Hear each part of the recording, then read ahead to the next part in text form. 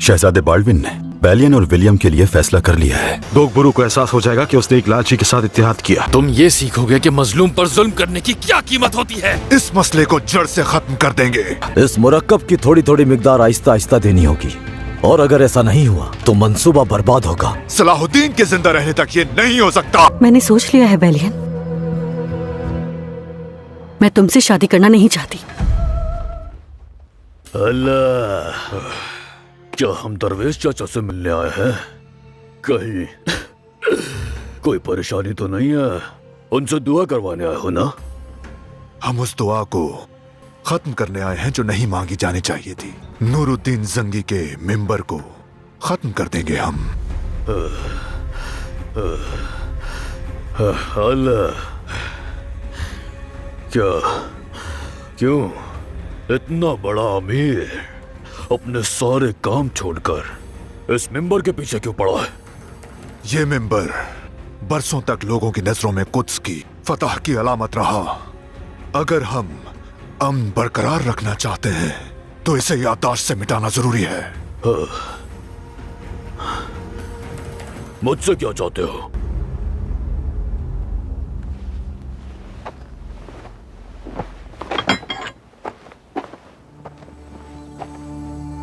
ये काम तुम खुद करोगे।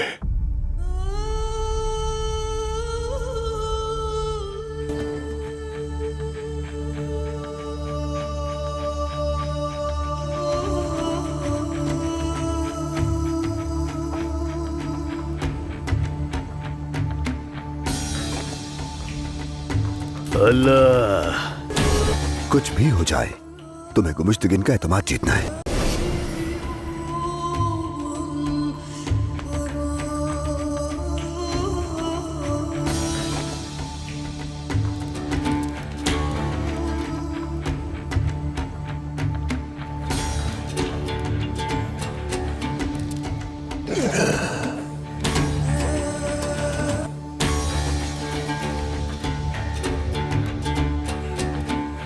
बुजुर्गों, मुझे माफ कर देना।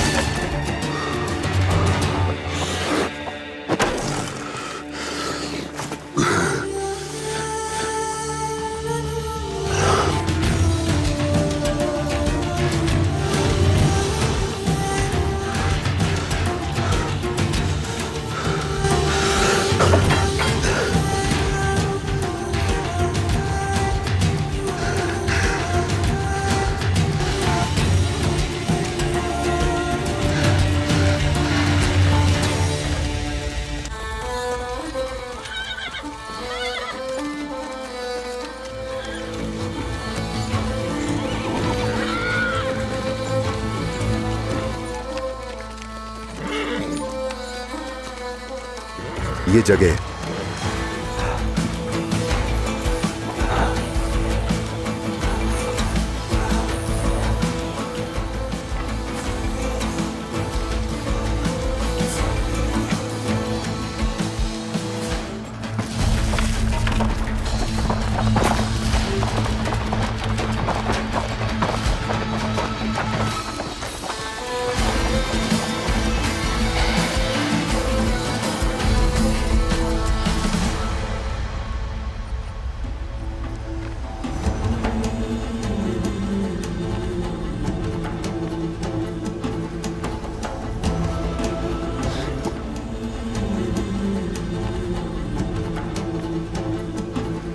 तुमने यह भी कर ही लिया। गोखपुरो, यह कैसी दुश्मनी है? यह कैसी हर्ष है? क्या तुम्हें अपने दीनी भाई के साथ ऐसा करना झेप देता है? जब तुम मुझे धोखे में रखकर मुसलमानों के हक वाले सोने की तरफ खींच रहे थे, तो क्या तुमने अपने भाई के बारे में सोचा था? तुम्हारी गलतियां बहुत बड़ी हैं। दुआ है कि अल्लाह करे देर होने से पहले तुम्हारी आंखें खुल जाएं। मैं जो देखना था देख चुका हूं सलाहुद्दीन। मैंने जो देखा है उसके मुताबिक फैसला नाफिज करूंगा। रुक जाओ मेरे सुल्तान, छोड़ो मेरे सुल्तान को, मत करो ऐसा। रुक जाओ मेरे सुल्तान, छोड़ो मेरे सुल्तान को, मत करो ऐसा। वल्लज़ीन कुतिलू फी सबीलिल्लाहि फलन युदिल्ल आमालहुम सयहदीहिम व युस्लिहु बालहुम व युदखिलुहुमुल जन्नत अर्रफ़हा लहुम।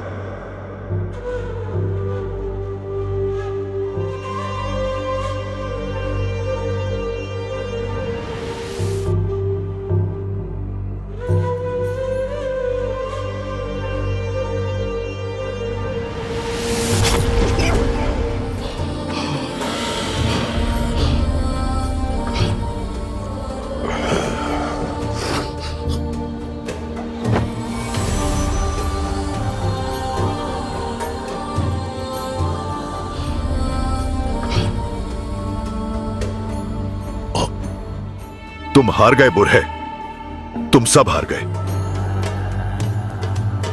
तमाम जंगी सल्तनत, तमाम इस्लामी जमीनें ईसाइयों के कब्जे में चली जाएंगी। नूरुद्दीन की सारी बाकियात को मैं एक एक करके मिटा दूंगा। पहले तुम, फिर सलाहुद्दीन। तुम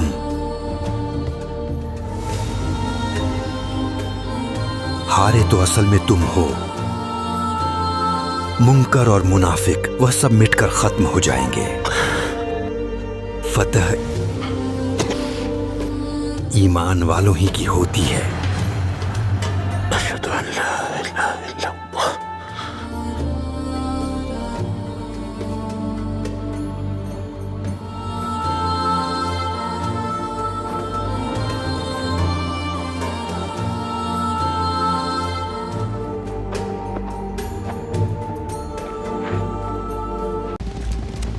मेरे दोस्त,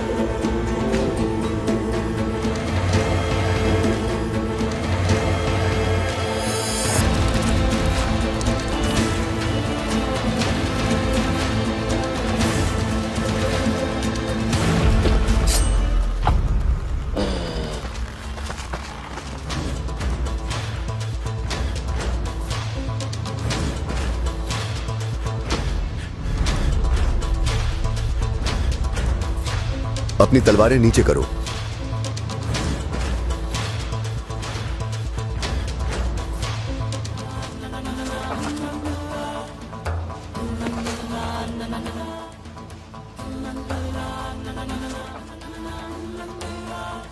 अगर तुमने मजीद जिद की तो तुम्हारा खून बहाने में मुझे कोई हिचकिचाहट नहीं होगी। हथियार डाल दो।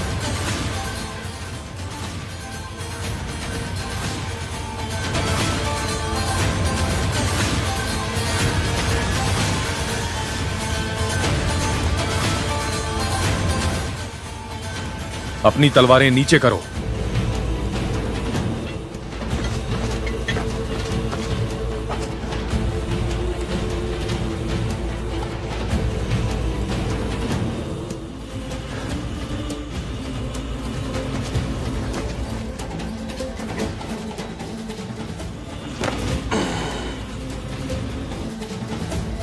इन सबको गिरफ्तार कर लो।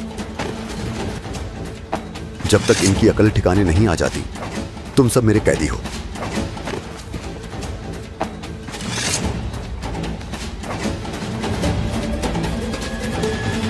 अस्सलाम वालेकुम नाज़रीन, आज की इस एपिसोड में हमें दिखाया जाता है कि सलाहुद्दीन गोक बोरू के गले पर खंजर रखा हुआ होता है और वो तमाम उसके सिपाहियों से कहता है कि अपने हथियार डाल दो वरना तुम्हारा ये सरदार नहीं बचेगा। वहाँ पर तमाम लोग जो उनके गोक बोरू के सिपाही होते हैं वो भी सलाहुद्दीन के सिपाहियों के गले पर खंजर रखकर खड़े होते हैं। वहाँ पर हमें दिखाया जाता है कि बोरू आता है और कहता है कि अगर अपने सरदार की सलामती चाहते हो तो सुल्तान के हुक्म को सुनो वरना तुम्हारा सरदार यहाँ पर बेवजह मारा जाएगा। नीचे कर लो अपने तीर और छोड़ दो हमारे सिपाहियों को। यहाँ पर गोक बोरू सलाहुद्दीन से कहता है कि तुम्हें शर्म आनी चाहिए काराकोश। वहां पर काराकोश गोक बोरू को देखकर कहता है कि गोक बोरू को कहता है कि असल में तुम्हें शर्म आनी चाहिए गोक बोरू, तुमने हमारे साथ गद्दारी की है। हमारे लिए अपने परों को खोलने वाले सुल्तान पे तलवार तान के तुमने हाथ फलांग ली थी। तुमने अच्छा नहीं किया गोक बोरू, मैंने जो किया वो ठीक किया। मैं मजीद वबाल नहीं उठा सकता, अपने आदमियों को पीछे हटाओ, जल्दी करो। वहां पर गोक बोरू उसे बहुत ज्यादा दुख की नजरों के साथ देख रहा होता है और सलाहुद्दीन कहता है कि अगर मजीद जिद करते हो तो तुम्हारा ये सरदार नहीं बचेगा। मैं तुम्हारा खून बहाने से दरेग नहीं करूंगा गोक बोरू, अपने सिपाहियों को हुक्म दो। गोक बोरू दस्तबरदार हो जाओ, गोक बोरू उनसे कहता है। वहां पर हमें दिखाया जाता है कि गोक बोरू से कहता है कि तुम पछताओगे। बोरू की तरफ देखता है और एक लंबी सांस लेता है और फिर वहां काराकोश को भी एक नजर देखता है। काराकोश भी उसे तिकतिकी नजर से देख रहा होता है। वहां पर वो अपने सिपाहियों से कहता है कि अपनी तलवारें नीचे कर लो। तो सलाहुद्दीन झट जैसी वो तलवारें नीचे करते हैं तो सलाहुद्दीन के सिपाही भी झट से उससे तलवारें ले लेते हैं और वहां पर काराकोश लंबी सुख की सांस लेता है। वहां पर वो गोक बोरू कहता है कि पीछे हट जाओ। तो वो उसके सिपाही पीछे हटने लगते हैं और वहां पर बोरू आता है और कहता है कि अल्लाह का शुक्र है भाई। वहां पर वो गोक बोरू के कंधे से पकड़ता है जो कि जख्मी होता है और वहां पर सलाहुद्दीन कहता है कि सबको तहवील में ले लो। तो वो तमाम के तमाम गोक बोरू के सिपाहियों को तहवील में लेते हैं और सलाहुद्दीन कहता है कि जब तक तुम्हारा दिमाग अपनी जगह पे नहीं आ जाता तुम सब मेरी कैद में रहोगे, तुम सब लोग। वहां पर सलाहुद्दीन उसे कहता है। गोक बोरू बहुत ही ज्यादा गुस्सैली नजर से सलाहुद्दीन को देख रहा होता है।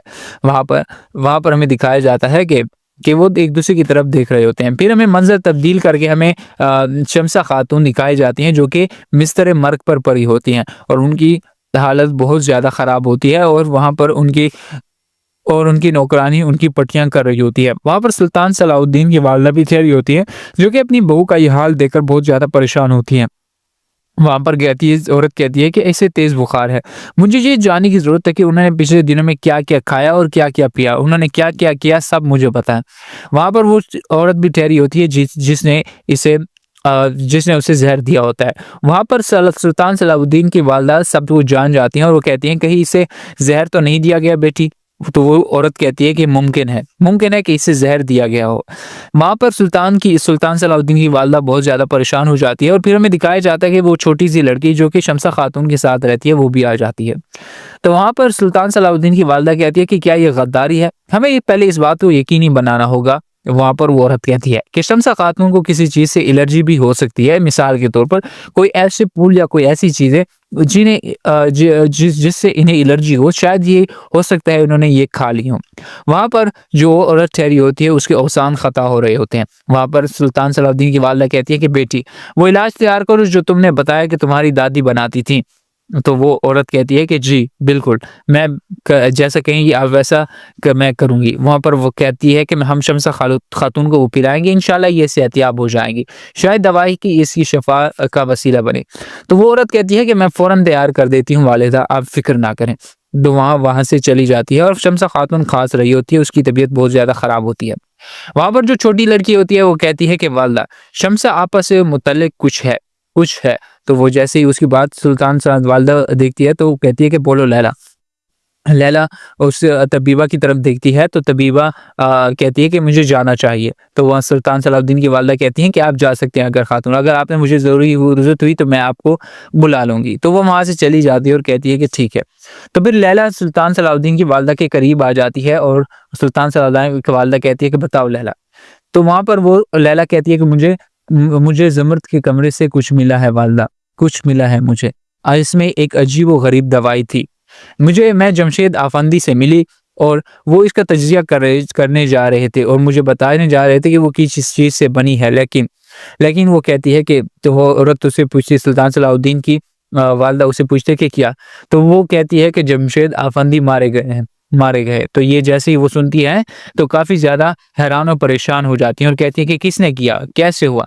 तो वो कहती है कि मेरे ख्याल में शमसा आपा को जहर देने वाली, वो उसे कहती है कि कोई और नहीं बल्कि यही अपना सुराग छुपाने के लिए जमशेद आफंदी को मारने वाली भी जमुर्द है वालदा। ये सब कुछ जमुर्द ने किया है। तो वहाँ पर सुल्तान सलाहुद्दीन की वालदा कहती है कि लैला, जो तुम कुछ कह रही हो ये कोई आम बात नहीं है बेटी, आम बात नहीं है, हमें इसके लिए सबूत चाहिए। लेकिन हाथों में सबूत के बगैर हम किसी पर इतनी आसानी से इल्ज़ाम नहीं लगा सकते, ये बात अच्छी तरह याद रखो। तो वहाँ पर लैला कहती है तो अच्छा, तो फिर हम क्या करेंगे। तो वहाँ पर सुल्तान सलाहुद्दीन की वालदा थोड़ी परेशान हो जाती है। तुम अपने कमरे में जाओ, मैं इसका ख्याल रखूंगी, वो लैला से कहती हैं। लैला वहाँ पर शमसा खातून की हालत को देखकर वहाँ से दुखी जा रही होती हैं। तो वो शमसा खातून भी खास रही होती हैं, उनकी तबीयत बहुत ज़्यादा ख़राब होती है। दूसरी तरफ हमें मंजर तब्दील करके हमें शरशा बालुन की बहन दिखाई जाती हैं। बदकिस्मती से शहजादी, हमने आपका बच्चा खो दिया। वो वहाँ पर तबीब कहता है बहुत बदकिस्मती की बात है। वो उसकी तरफ देखता है तो वो शख्स कहता है कि आप यहाँ से जा सकते हैं और फिर वो वहाँ से चला जाता है। वो वहाँ पर बहुत ज़्यादा परेशान हो रही होती है और उसके आंसू मुसलसल निकल रहे होते हैं। तो वहाँ पर लोथ गाय उसके करीब आकर बैठ जाता है और उससे कहता है कि हिम्मत मत हारो, जो भी होता है अच्छे के लिए होता है। वो फिर उसका हाथ उठाकर कहता है कि हिम्मत रखो, हम हिम्मत नहीं हारेंगे। वो बहुत ज़्यादा परेशान होती है और मुसलसल रो जाती है। वहाँ पर लोथ गाय कहता है आपसे मैं हमेशा कहता रहा। तो फिर वो वहाँ से उसका हाथ उसे छुड़वा कर वो दूर देखने लगती है और उसे नाराज़गी का इजहार कर रही होती है। दूसरी तरफ हमें प्रिंसेस मारिया दिखाई जाती है, मलका मारिया, और कहती है कि बालियान और विलियम के लिए अंदर से किसी की मदद किए बगैर कैदखाने से फरार होना मुमकिन नहीं था। ऐसी चीज़ की जरूरत कौन कर सकता है? बालियान कहता है बालियान की मौत सबसे ज़्यादा किसे दुख देगी, इज्जत माफ किसे दुख देगी? तो वो वहाँ औरत वो कहती है। तो किंग बाल्दिन कहता है कि जो कुछ भी हुआ हो जाए, शहजादी सबीला हरगिज ऐसा कुछ करने की कोशिश नहीं करेगी। ये बात अच्छी, इसके जज्बात आपको सच्चाई को देखने से रोक सकते हैं शहजादी सबीला, वो औरत वहाँ कहती है। तो फिर वो रुक जाती है कि एक औरत वहाँ पर आ रही होती, कहती है इज्जत माफ शहजादी सबीला। वो कहती है कि इनकी हालत बिगड़ गई है। तो ये देखकर लोग तो किंग बाल्दिन बहुत ज़्यादा परेशान हो रहे होते हैं, अपनी कुर्सी से उठ रहे होते हैं और जाते कहते हैं कि आप, वो अपनी बहन की तरफ जाने लगते हैं कि पीछे मलिका मारिया भी उनके पीछे आ रही होती हैं। फिर हमें मंजर तब्दील करके दिखाया जाता है जहाँ पर शाम के मंजर दिखाया जाता है,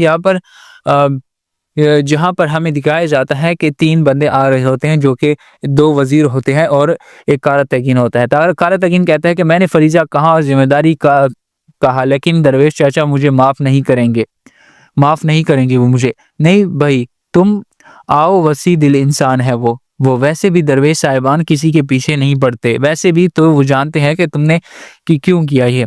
तो वो कुजूरे मदीना से हैं, वो उनको पसंद करते हैं। कारा तकीन कहता है अच्छा तो मदरसा के तलबा में तकसीम कर दो चलो। तो वो वजीर उससे इमाद वजीर कहता है। फिर वो वहाँ पर हमें दिखाया जाता है कि कारा तकीन आ रहा होता है और कारा तकीन जैसे देखता है तो दरवेश चाचा ज़मीन पर गिरे होते हैं, यानी कि मुल्ला उमर। कारा तकीन उनको देखकर बहुत ज़्यादा परेशान हो जाता है और कहता है कि दरवेश मोहतरम मकाम मुल्ला उमर। वो वहाँ पर वजीर कहते हैं ए अल्लाह तू अजीम है। तो वो जैसे ही मुल्ला उमर की नब्ज़ चेक कर रहे होते हैं तो वो शहीद हो चुके थे। कारा तकीन ये देखकर बहुत ज़्यादा मुसलसल रोए जा रहा होता है और कहता है कि जिसने भी किया है मैं उसे नहीं छोड़ूंगा। वहाँ पर वजीर कहता है कि इन्ना लिल्लाहि व इन्ना इलैहि राजिऊन, यानी कि अब हम तेरा ही माल है और तेरी तरफ ही लौटाए जाएंगे। तो कारा तकीन कहता है कि दरवेश चाचा ऐसी गद्दारी कौन सर कर सकता है? इमाद वजीर कहते हैं। कारा तकीन कहता है कि गुमुश्तकीन, ये सब गुमुश्तकीन नहीं किया है, तुमने हमारे एक अल्लाह वाले को कत्ल कर दिया, मैं तुम्हें इसके लिए जवाबदेह ठहराऊंगा। गुमुश्तकीन, मैं तुम्हें नहीं छोड़ूंगा, मैं तुम्हें इसके लिए जवाबदेह ठहराऊंगा। तो वहाँ पर तमाम वजीर भी बहुत ज़्यादा गुस्सा होते हैं। कारा तकीन बहुत ज़्यादा गुस्सा होता है और इमाद कहता है रुको कारा तकीन, कहाँ जा रहे हो? गम में इजाफा ना करो हमारे। और कैसे जानते हो कि इसने क्या किया? तो वहाँ कहता है तुम इसे उठो, हटो, इसके अलावा कोई गद्दार नहीं, हटो मेरे रास्ते से, कारातगी नमाज से कहता है। और वो आगे की तरफ बढ़ रहा होता है। इमाद और दूसरा वजीर बहुत ज़्यादा गमगीन होते हैं और मुल्ला उमर कहते हैं, मुहतरम वक़ाम मुल्ला उमर, आपका ये हाल जिस किसी ने भी किया है, मैं कसम खाता हूँ कि उसे नहीं छोड़ेंगे। दूसरी तरफ हमें दिखाया जाता है कि शहजादी सबीला अपने बिस्तर पर पड़ी होती हैं और वो बिल्कुल एक तरफ देख रही, ना कुछ बोल रही होती हैं, ना कोई इशारे कर रही होती हैं, ऐसे कि जिंदा लाश की तरह बस एक जगह पर पड़ी होती हैं। वहाँ पर किंग बाल्डविन कहता है और कहते हैं आप ठीक हैं, आप ठीक हैं। वहाँ पर मारिया भी आ जाती है, ये कैसे, आप फिक्र ना कर इज्जत माँ, हकीम अभी थोड़ी देर पहले यही था, शहजादी ठीक है, लॉर्ड गाय कहता है, लेकिन उन्होंने अपना बच्चा खो दिया। ये सुनकर बाल्डविन बहुत ज़्यादा परेशान हो जाते हैं और अपनी बहन को देखते हैं तो वो कहते हैं आपा मैं बहुत गमज़दा हूँ। किंग बाल्डविन कहता है शहजादी इज़हार अफसोस है, मारिया कहती है, लेकिन किंग शहजादी सबीला कोई रिस्पांस नहीं देती। इसे अफसोसनाक खबर के अलावा लॉर्ड गाय कहता है हम आपके साथ अच्छी खबरें भी बांटना चाह रहे हैं। लॉर्ड गाय कहता है, लॉर्ड गाय किंग बाल्डविन की तरफ देखता है, अगर आप इजाजत दे तो मैं शहजादी सबीला आपसे कुछ कहना चाहता हूँ। किंग बाल्डविन बहुत ज़्यादा क्यूरियस हो जाते हैं और वो की तरफ देखने लगते हैं, वो लॉर्ड गाय की तरफ देख रहे होते हैं।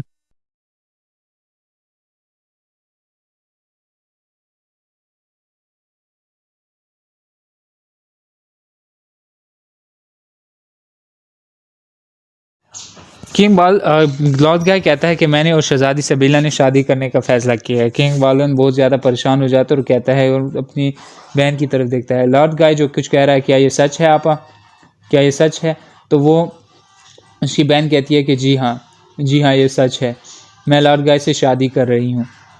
तो ये किंग बाल्डविन भी बहुत ज़्यादा परेशान हो जाता है और अपने लॉर्ड गाय की तरफ देखता है। मलका क्या आप हमें मुबारकबाद देंगी? मलका से वो लॉर्ड गाय कहता है। तो वो मलका कहती है कि इस अचानक फैसले ने मुझे बहुत ज़्यादा हैरान कर दिया है, बहुत ज़्यादा। किंग मारिया कहती है इतना ज़्यादा हैरान कर दिया है कि मैं तुम्हें बयान नहीं कर सकती। वहाँ पर लॉर्ड गाय कहता है कि आपको हमें मुबारकबाद देनी चाहिए, ये एक बहुत बड़ी खुशखबरी है, यकीनन यह हमारी रियासत के लिए भी एक खुशखबरी साबित होगी। वहाँ पर मारिया कहती है कि शहजादी को आराम करने की ज़रूरत है, एक बार फिर इसे इजहार अफसोस है। तो वहाँ से लॉर्ड गाय उसे देखता है तो वो वहाँ से चली जाती है। लॉर्ड गाय समझ जाता है कि मारिया इस फैसले से हरगिज़ खुश नहीं है। वहाँ पर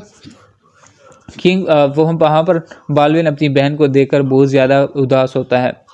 वहाँ पर फिर हमें दिखाया जाता है कि वहाँ पर गोग बोरू को कैद करके खेमे में लाया जाता है। मुझे यहाँ क्यों लाए हो? गोग बोरू कहता है।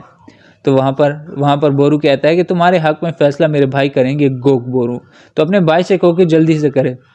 गोग बोरू वहाँ से चलने लगता है। फिर वहाँ पर करामोश कहता है कि क्या मैंने जो तीर मारा है वो तुम्हारी आंखों से पर्दा हटाने के लिए काफ़ी नहीं रहा क्या? तो वहाँ पर गोग बोरू बहुत ज़्यादा गुस्सा होता है।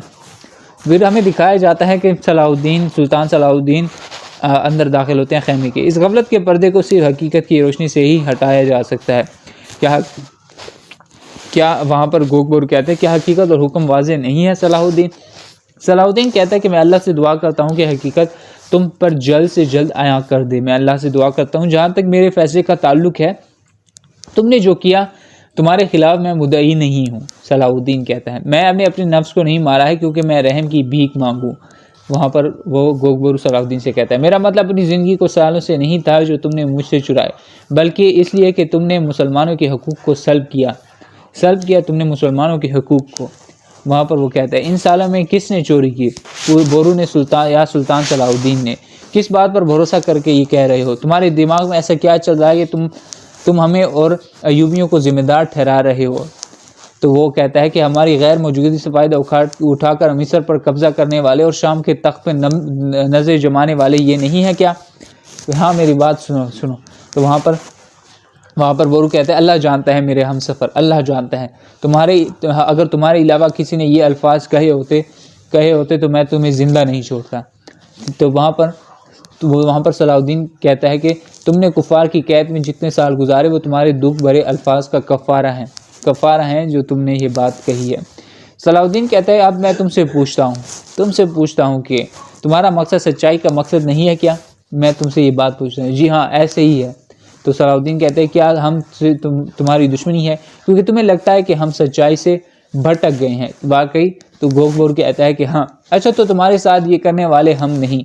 सलाहुद्दीन कहता है गुमुश्तकीन है। अगर इस बात को साबित कर दें तो वो गोग बोरू हैरान हो जाता है और सलाहुद्दीन की तरफ देखने लगता है।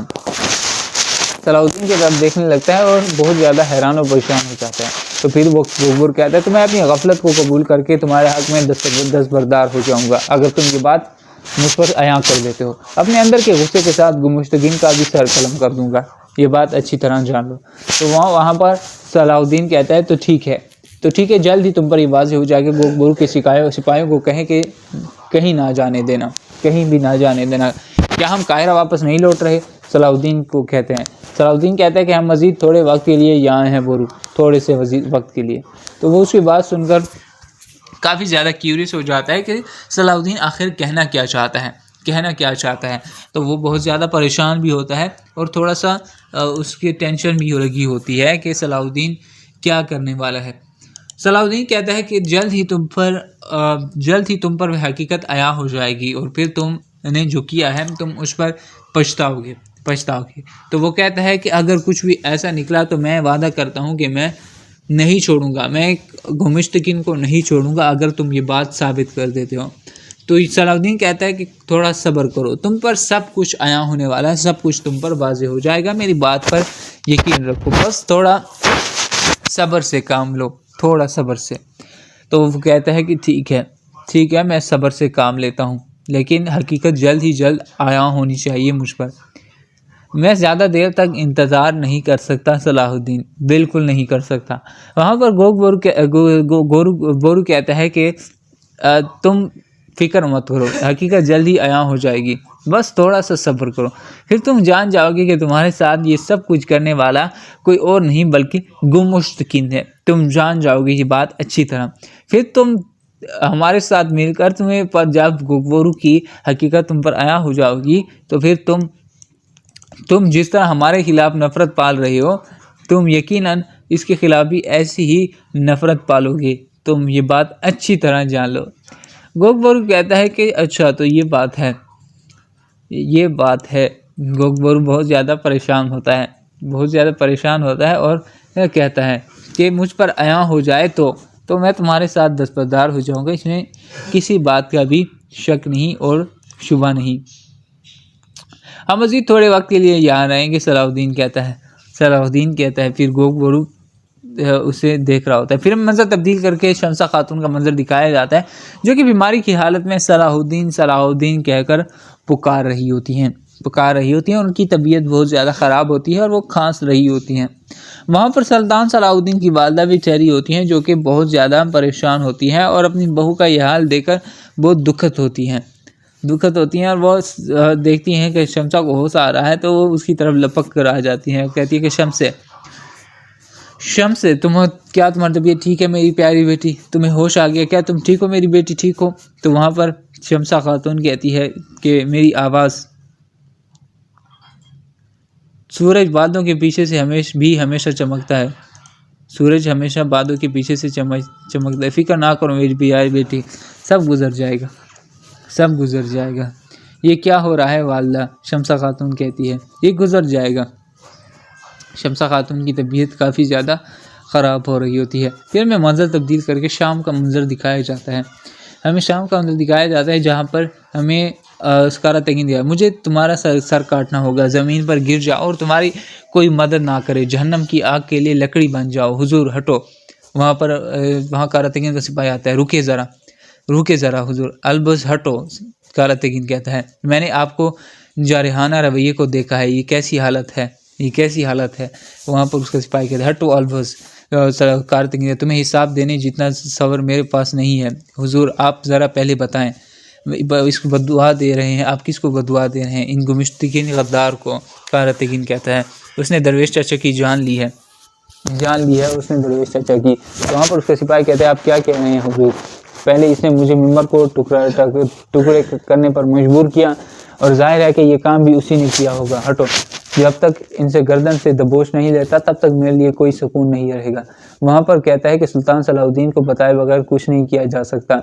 वहाँ पर कारातेगिन का सिपाही कहता है और कहता है इसलिए ना करें, लेकिन इसने क्या किया है? कारातेगिन कहता है मैं भी वैसे ही करूँगा, हटो। वहाँ पर उसका सिपाही कहते हैं इंतकाम का वक्त ज़रूर आएगा, लेकिन हमारे हाथों में जब तक सबूत नहीं होंगे हमारे कदम लड़खड़ा जाएंगे। ये बात अच्छी तरह जान ली। आप मेरी बात सुने और जल्दबाजी ना करें जल्दबाजी। वहाँ पर कहते हैं हमें समझदारी से काम लेना चाहिए। अगर हम फैसला करेंगे कि क्या करना है तो उन्होंने हमें शाम फजूल में छोड़ा है क्या? कि उन्होंने हमें शाम में ऐसे फजूल नहीं छोड़ा है। फिर हमें मंजर तब्दील करके खुद उसका मंजर दिखाया जाता है, जहाँ पर हमें मलका मारिया दिखाई जाती है जो कि खिड़की से बाहर देख रही होती है। फिर हमें दिखाया जाता है कि वहाँ पर लौतगाय भी आ जाता है। लौतगाय को देखकर मलका उसकी तरफ जाने लगती है और कहती है कि मैं शहजादी सबीला के सामने ये बात नहीं करना चाहती थी, लेकिन शादी का ये अचानक फैसला बिल्कुल पसंद नहीं आया मुझे। मैं देख रहा हूँ कि आपको बहुत खुशी हुई है। वहाँ पर मलका कहती है शहजादी बालियान से मोहब्बत करती है, हर कोई ये बात जानता है, लेकिन अचानक ये मैं नहीं समझी तुमने कौन सा खेल रचा है। अगर ऐसा क्या होगा वो आपसे शादी पर राजी हो गई? आखिर क्या बात है? आखिरकार शहजादी को एहसास हो गया कि मुझसे मोहब्बत करती है। बस लौतगाय कहता है क्या ये इत्तेफाक है? वो कहती है ऐन इसी वक्त बालियान जिंदान से फरार हो जाता है। हाँ, तो लौतगाय कहता है इसकी मदद किसी ने की, कोई नहीं जानता। वहाँ पर मलिका कहती है हम सब कुछ नहीं जानते, लेकिन खुद का यह महल राजों और हैरतों से भरा हुआ है। ज़्यादा मत सोचिए, अपने वक्त का लुत्फ उठाएं। वहाँ पर लौतगाय कहता है माफ़ कीजिएगा। वहाँ पर मलिका बहुत ज़्यादा गुस्सा हो जाती है और उसे देखती है कि वो तो अपनी मनमानी कर रहा है। मलिका बहुत ज़्यादा लंबी सांस लेती है और कहती है कि तुम्हें तो मैं सबक सिखाऊंगी। क्या ये आप वाकई लौतगाय से शादी करना चाहती हैं? किंग बालदेन अपनी बहन से कहता है। तो वो कहती है जी हाँ, मैं इसके बारे में जानता हूँ कि बालियान जिंदान से फ़रार हो गया है। बालियान से मुझे अब कोई फ़र्क नहीं पड़ता। वहाँ पर शहजादी कहती है यानी आपका इस मामले से कोई ताल्लुक़ नहीं है? तुम्हारे क्या मतलब है बालदिन से वो कहती है ऐसा लगता है कि किसी ने दोबारा तुम्हारे कान भरे हैं। बालदिन कहता है बालियान कैसे फ़रार हुआ, इसकी किसने मदद की, मुझे इससे कोई फ़र्क नहीं पड़ता। तो फिर वो बालिन कहता है कि आप जब आपके बालियान से मोहब्बत करती हैं? तो वो कहती है कि नहीं, मेरी सिर्फ़ एक ख्वाहिश है कि मुझे लौतगाय से शादी करने दे। वहाँ शहजादी कहती है बस। वहाँ पर किंग बालदिन बहुत ज़्यादा परेशान होते हैं और